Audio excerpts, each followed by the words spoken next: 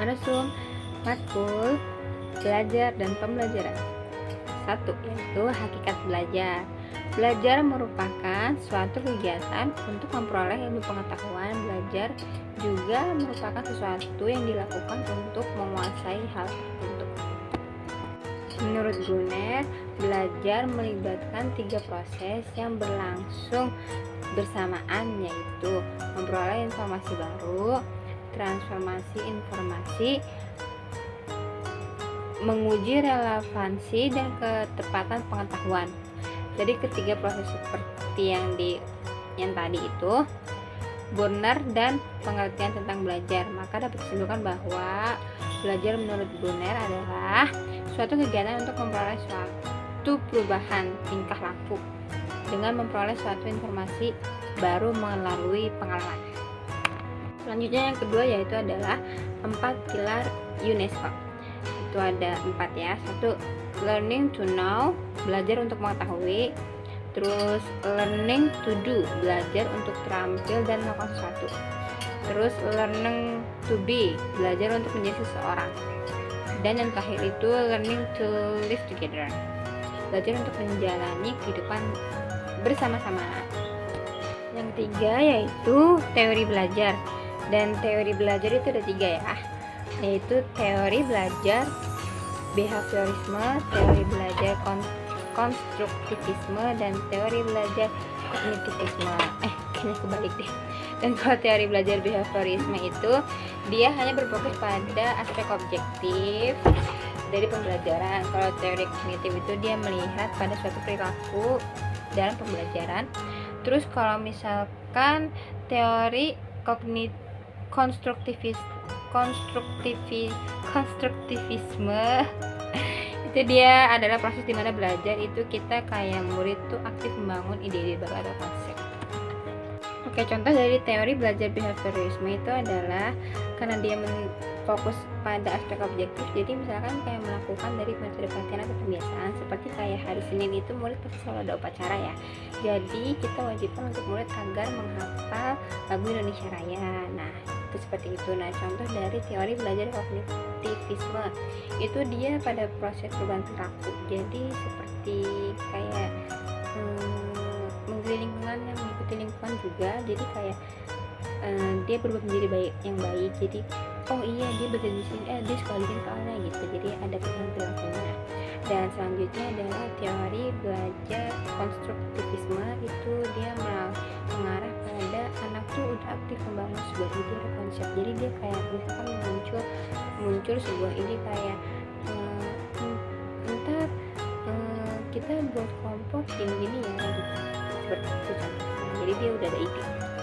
Oke, selanjutnya adalah yang keempat yaitu short term memory and long term memory. Jadi kalau short term memory itu adalah ingatan jangka pendek, dan kalau long term memory adalah ingatan jangka panjang. Itu short term memory terjadi apabila ingatan jangka pendek tuh kayak ingatan yang mudah dilupakan.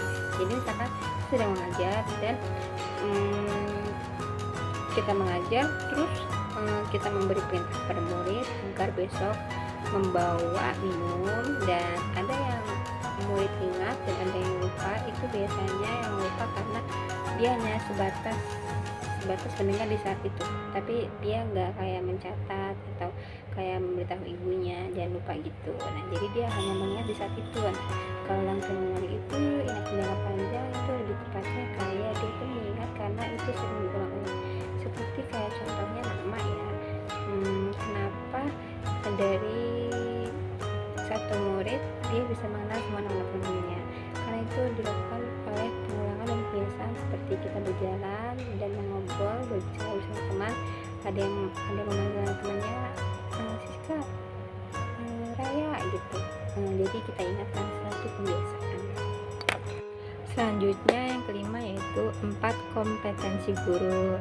Apa itu kompetensi guru? Dia itu seperti gambaran bagaimana cara guru mengajar, apa materinya, kayak pendidikan apa gitu. Pokoknya perilaku dan tingkah bagaimana cara guru mengajarkan dan mengajarkan materi pada muridnya. Yang pertama itu ada kompetensi pedagogi guru. Jadi itu diwajibkan bahwa guru itu harus mengerti teori belajar dan prinsip-prinsip belajar, karena di setiap murid kan mempunyai interaksi yang berbeda-beda dan sifat yang berbeda. Jadi kita harus tahu bagaimana cara kita memberikan materi agar murid dengan sifat yang berbeda itu berarti. Nah, jadi dalam teori ini guru itu harus mempunyai pengetahuan yang sangat luas. Hal selanjutnya yang kedua yaitu adalah kompetensi sosial guru. Jadi guru itu diwajibkan harus mudah bersosial dan juga harus pandai berkomunikasi. Contohnya seperti kita bisa berkomunikasi dengan wali murid, jadi rasa ada kimia yang nyaman dan hubungan. Selanjutnya yang ketiga yaitu kompetensi intelektual guru. Jadi guru tuh kompetensi intelektual tuh dihubungkan dengan kecerdasannya. Kayak contohnya materi apa yang harus diajarkan esok hari, jadi dia harus mempersiapkannya dan bagaimana pengajarannya agar murid mudah mengerti. Jadi harus jelas, nyata, dan terarahkan.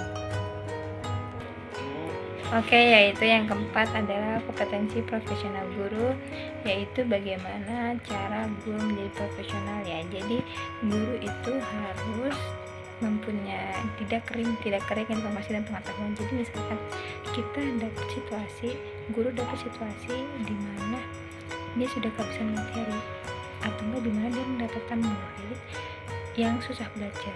Jadi kita tuh harus sebagaimana bersikap profesional menghadapi murid itu, mengambil materi apa yang diinginkan untuknya. Dan sepertinya guru intinya dari kompetensi profesional guru adalah guru tidak boleh kering informasi dan kering pengetahuan, juga harus lebih berwawasan luas bagaimana cara menyenangkan murid.